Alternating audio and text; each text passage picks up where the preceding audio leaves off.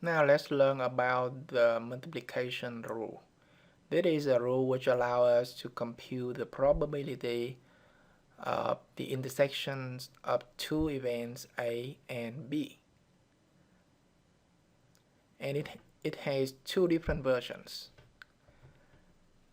The first one is probability of A intersect B is the product of probability of A multiplied to probability of B given A. Or we can also exchange the roles of A and B. So probability of A intersect B is equal to probability of B multiplied to probability of A given B. On the left hand side here, it actually the roles and A and B also switch. So it should be B here and A here. But we know that A intersect B is the same as B intersect A. So that's why on the left hand side, on both formulas, we have just the same probability. On the right hand side, however, they are different. So depending on the given information, sometimes it is easier to use this one and the other one easier to use this one. In fact, they are the same depending on how we name the two events A and B. And the proof of these two formulas, which are called multiplication rule because of the multiplications here, are very easy to derive directly from the formula of probability of the conditional probability of B given A or probability of A given B. So if we start with probability of B given A, which is the fraction of probability of A intersect B divided by probability of A, then we multiply both sides by probability of A, which is the denominator here, then we will derive the first formula. And similarly, if we start with probability of A given B, and then multiply both sides by probability of B, then we can derive the second formula. Now let's take a look at an example. And this is an example we saw earlier, specifically example number 5. In the box we have 6 white balls and 4 red balls. We want to draw 2 balls randomly without replacement. And then want to find the probability that both of the balls selected are white.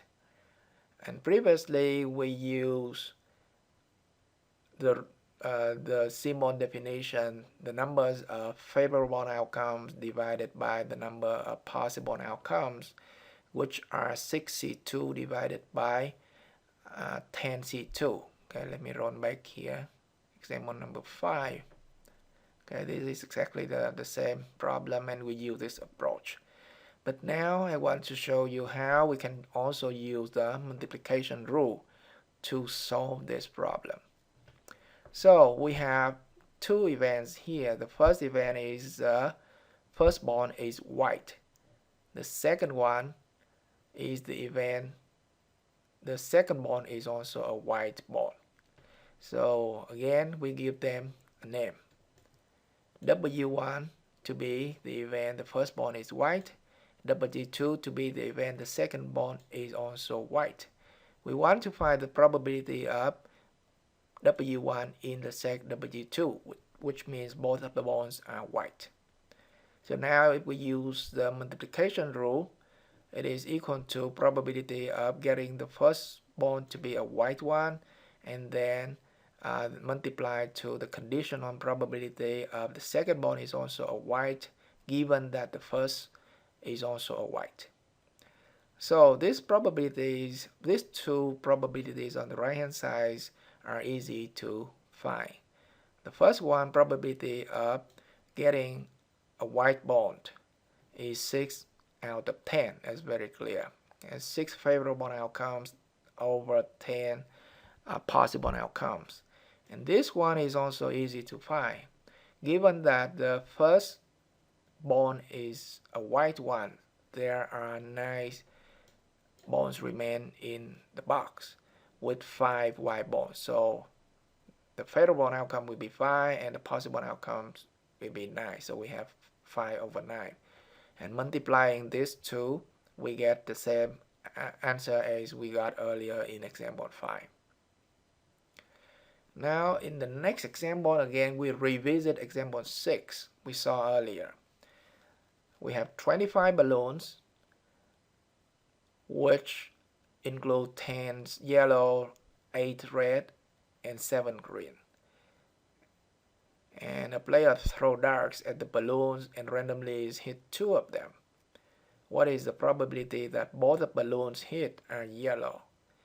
So we solve this problem using a basic approach in example 6, but again in this example we are going to use the multiplication rule to solve the problem. So again, there are 2 events relevant to the questions. The first one is the event that the first balloon hit is a yellow, and the second one is the event the second balloon hit is also a yellow. So we will count y1 to be the first event, first balloon hit is yellow. y2 is the event the second balloon hit is also yellow. We want to find the probability of y1 intersect y2, and we can use multiplication rule here. Probability of the intersection is the product of probability of y1 and probability of y2 given y1. So the probability of the first balloon hit is a yellow will be 10 over 25. That's clear. We have 10 yellows out of 25 balloons. And the second probability, given that the first balloon hit is already a yellow, what is the probability that the second one is also a yellow? So now on the board we have 24 balloons left, among which there are 9 of them being yellow ones. So we have 9 over 24, and doing this calculation we get the same answer as we got in example 6. We also have the extended version for the multiplication rule to 3 events and more if we need to. And I want to show you also the way we can develop this type of rules. So for 3 events we have A, B, and C. And this is a formula here on the right hand side. Again, this is because of the products here, that's why the rule is called multiplication rule. So if we start first with A, probability of A, then the probability of B given A, then finally we have C given A intersect B. So how do we derive this formula? So this intersection A intersect B intersect C is the same as C intersect A intersect B. We know this because intersection is commutative. Intersections among sets is commutative. So now we can group the A and the B together. Treat this intersection as one single set. So now we can use the multiplication rule for 2 events, C and the intersection of A and B. So based on the multiplication rule, we will have this intersection C intersect with A intersect B to be equal to probability of A intersect B multiplied to probability of C given A intersect B. So now we have this one, which is exactly this factor right here. If we continue to develop this probability of the intersection between A and B using the multiplication rule, then we get this probability of A intersect B is equal to probability of A multiplied to the probability of B given A. So now we fully develop these formulas. Okay, in example 9, we have kind of complicated problems. However, it's actually good to see how we can take advantage of the multiplication rule. So let's see what we are given here. We have an insurance company sells several types of insurance policies, including auto policy and homeowner policies. So we will let A1 to be the group of people with an auto policy only. A2 is a group of people with a homeowner policy only. And A3 is a group of people with both auto and homeowner policy but no other policies. And from the data, we know that probability that a randomly selected person has the A1 is the auto policy only is 30%. Then the probability that a randomly selected person has only the homeowner policy is 20%. And the probability that the randomly selected person has both policies, auto and homeowner policy, but no other policy is 20%. So these three informations is given here. Now we let B to be the event that the person will renew at least one of these policies. So at least the auto or the homeowner. And again, from the past data, we know these probabilities. So what are these? This means given that the person has only the auto policy, then the probability that the person renew will be 60%. For a person who has only the homeowner policy, the probability that the person renew the policy is 70%. And in the third group, the group which has both homeowner and auto policies but no other policy, the probability that the person renew at least one of these two policies is 80%. The question is that if a person selected at randomly that has an auto or homeowner policies, what is the probability that the person will renew at least one of these policies?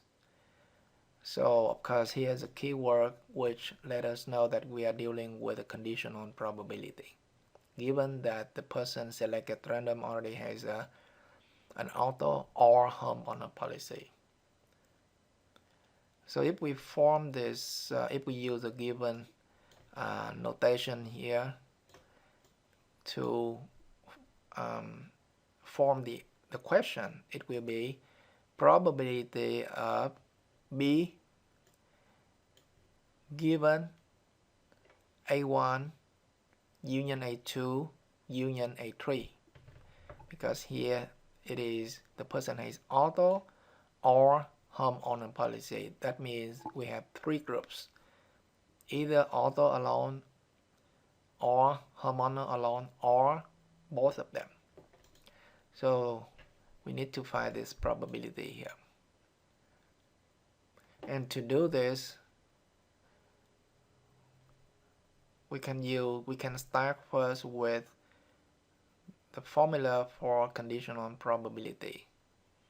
So that is B intersect with this union divided by the probability of the union of A1, A2, and A3.